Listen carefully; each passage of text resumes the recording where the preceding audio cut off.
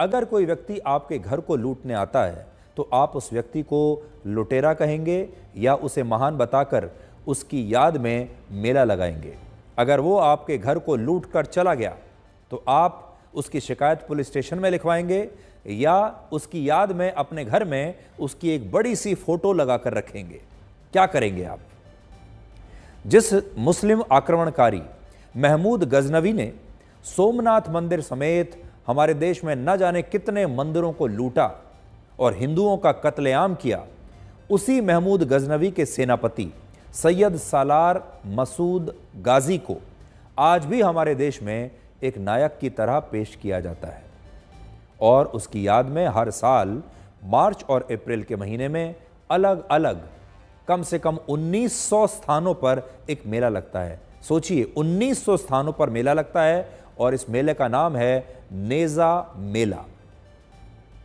इस बार संभल के पुलिस प्रशासन ने इस मेले को लगाने की परमिशन नहीं दी है और कहा है कि भारत में किसी आक्रमणकारी लुटेरे का महिमा मंडन नहीं हो सकता और उसके नाम पर मेला नहीं लगाया जा सकता। और अब यही मांग बहराइच में भी हो रही है।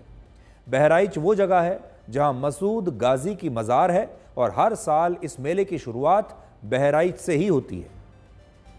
मसूद गाजी ने 11वीं शताब्दी में संभल के राजपूत राजा को एक युद्ध में हराया था और इसके बाद वो बहराइच की तरफ चला गया था, जहां कई राजाओं के साथ उसने युद्ध लड़े और इन्हीं युद्धों के दौरान वर्ष 1034 में हिंदू महाराजा सुहेल देव के साथ हुए संघर्ष में उसकी मौत हो गई थी। और इसी के बाद बहराइच में जहां मसूद गाजी को दफनाया गया था, उसी स्थान पर आज उसकी मज़ार है और बहुत सारे लोग उसे एक सूफी संत मानते हैं और उसकी मज़ार पर इबादत करने के लिए आज भी आते हैं। सोचने वाली बात यह है कि मसूद गाजी को महान बनाने वाले ज़्यादातर लोग मुसलमान नहीं हैं बल्कि हिंदू हैं। इस्लाम धर्म में मुसलमान अल्लाह के सिवाय किसी और की इबादत नहीं करते और यही कारण है कि ऐसी दरगाहों और मज़ारों पर जो लोग इबादत करने के लिए जाते हैं उनमें हिंदू ज़्यादा होते हैं। 114 वर्ष पहले वर्ष 1911 की जनगणना में यह बताया गया था कि उत्तर प्रदेश के 4 करोड़ 76 लाख लोगों में से 1 करोड़ 35 लाख हिंदू सूफी संत, मौलाना और चिश्तियों की मज़ारों और दरगाहों पर जाते हैं और वहाँ पूजा पाठ करते हैं, यानी अपना सिर झुकाते हैं, श्रद्धांजलि देते हैं। और इससे ये पता चलता है कि मज़ारों और दरगाहों पर जाने वाले लोग उनमें से ज़्यादातर हिंदू होते हैं।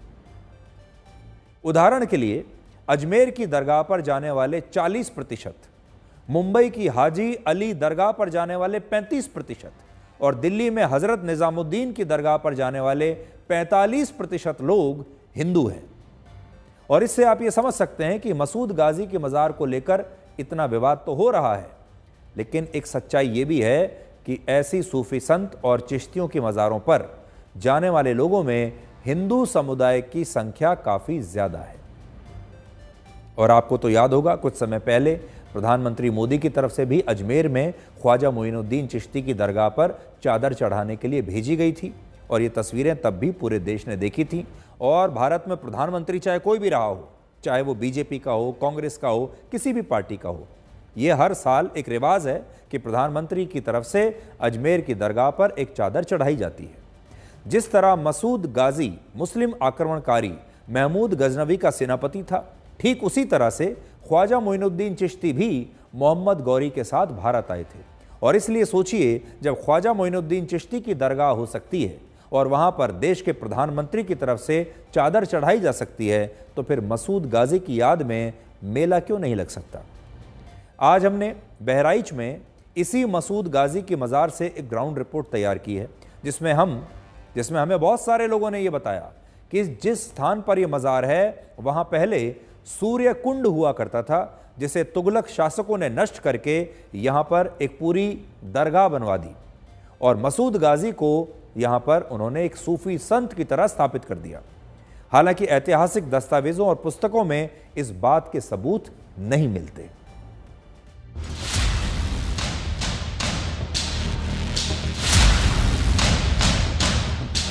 हम लोग ये मानते हैं कि यहाँ आते हैं मुरादें मिलती हैं, सबकी तकलीफें दूर होती हैं। ये जो इमारत आप देख रहे हैं, ये एक ऐसे व्यक्ति की दरगाह बताई जाती है जिसकी तलवार से न जाने कितने ही हिंदुओं का खून बहा होगा। एक ऐसे व्यक्ति की दरगाह है जिसने अपने आका महमूद गजनवी के कहने पर न जाने कितने ही मंदिरों को लूटा और तहस नहस कर दिया। हैरानी इस बात की है कि भारत को लूटने वाले तुर्क महमूद गजनवी का भांजा सैयद सालार गाजी को सूफी संत बना दिया गया और मान्यता ये है कि उसकी दरगाह पर आने वाले लोगों की मुरादें पूरी होती हैं। हम मौजूद हैं बहराइच में, उस स्थान पर जहां पर सैयद सालार गाजी की असल कब्र मौजूद है। यानी कि ये वो जगह है जहां पर एक बड़ा सा आप देखेंगे मस्जिद स्वरूप एक इमारत खड़ी है और ये जिसे दरगाह कहते हैं। यहाँ पर अंदर ही यहाँ पर सैयद सालार गाजी की कब्र है। यानी कि वो स्थान है जहां पर बताया जाता है कि सैयद सालार गाजी की मौत हुई थी। इतिहास यहाँ का क्या है? सैयद सालार गाजी को आप लोग क्या मानते हैं? हम लोग क्या मानते हैं? हम लोग नहीं है, हम हिंदू भाई सिख ईसाई सब लोग हम लोग ये मानते हैं कि यहाँ आते हैं मुरादें मिलती हैं, सबकी तकलीफें दूर होती हैं। बचपन से ये सुना कि गाजी जब से यहाँ आए काफी सुधार हुआ, काफी लोगों के दुख दूर हुए और सबको जब आए तो सबको ले करके रहे, एक बना करके रहे। इनको किसी से कोई से भेदभाव नहीं, छोटा बड़ा हो, अमीर हो या गरीब हो, कुछ भी हो, सबको एक, सब एक है। 11वीं शताब्दी में भारत को लूटने वाला हमलावर सालार गाजी बहराइच के इसी जगह पर मारा गया था। आज उसे संत बताकर उसकी दरगाह बनाकर उसके नाम पर हर साल नेजा मेला लगाया जाता है, लेकिन इस बार ऐसा लग रहा है कि ये मेला नहीं लग पाएगा। क्या जो टेंडर जो लोग डालते थे या जो दुकानदार आते थे वो डर रहे हैं या बच रहे हैं कि जब मेला लगेगा ही नहीं तो हमारा पैसा फंस जाएगा? नंबर 2, या फिर कमेटी को लगता है कि वो मेला नहीं करा पाएंगे क्योंकि अभी तक प्रशासन और सरकार की तरफ से कोई लिखित आदेश नहीं आया। तो देखना अब ये है।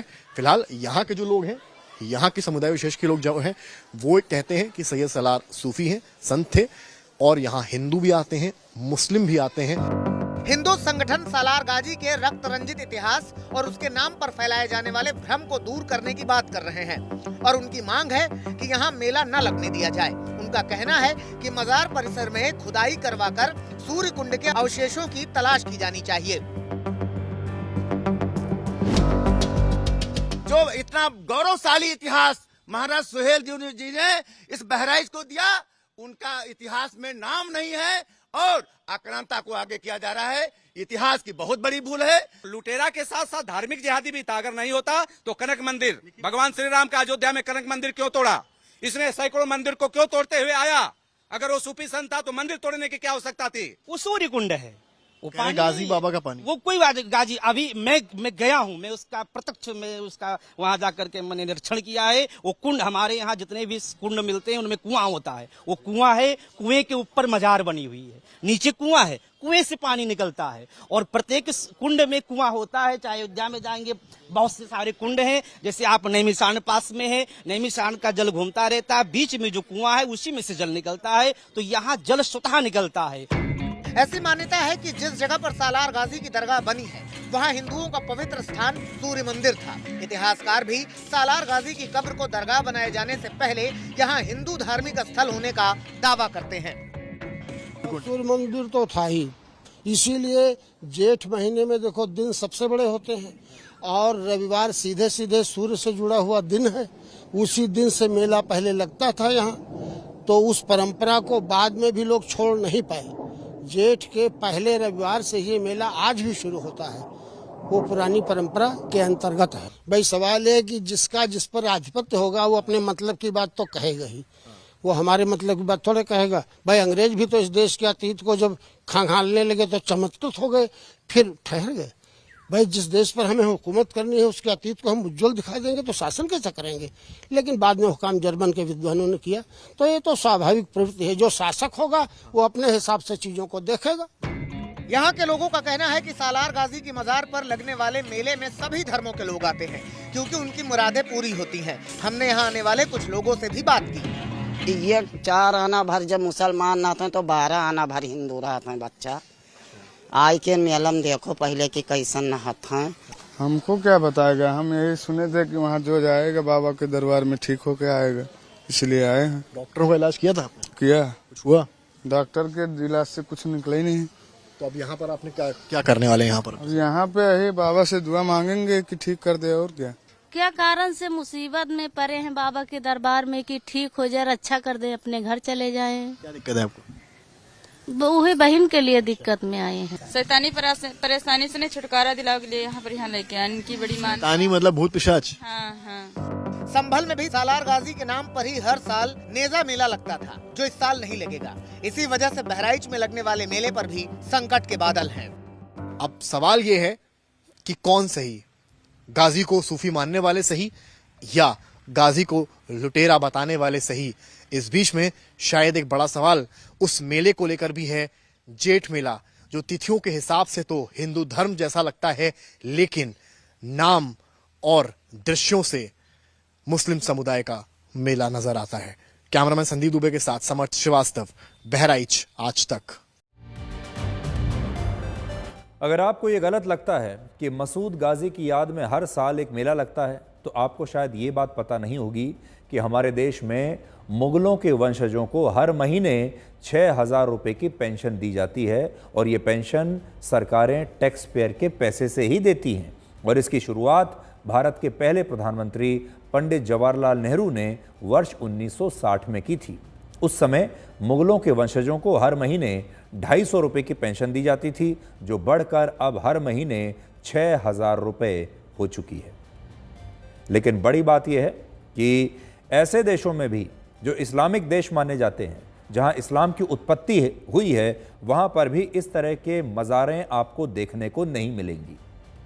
लेकिन भारत में, पाकिस्तान में और बांग्लादेश में आपको कदम कदम पर इस प्रकार की मज़ारें देखने को मिलेंगी, जहां पर कभी लोगों को चमत्कार के नाम पर तावीज़ दिए जाते हैं, वहां पर चादर चढ़ाई जाती हैं, अंगूठियां दी जाती हैं, और आपने देखा होगा बड़ी संख्या में लोग यहाँ पर आते हैं। कोई अगर बीमार है तो वो इसलिए आता है कि वो इन मज़ारों पर आएगा और ठीक हो जाएगा। किसी की नौकरी नहीं लग रही, कोई और किसी प्रकार की अपनी इच्छा पूरी करने के लिए आता है, और इनमें से बहुत बड़ी संख्या में लोग ऐसे हैं जो हिंदू हैं। लेकिन अगर आप देखेंगे तो जो इस्लामिक देश हैं, वहाँ पर मज़ार का कोई कॉन्सेप्ट है ही नहीं। ये सारा जो मज़ार का कॉन्सेप्ट है, ये आपको सिर्फ भारत, पाकिस्तान और बांग्लादेश में देखने को मिलेगा।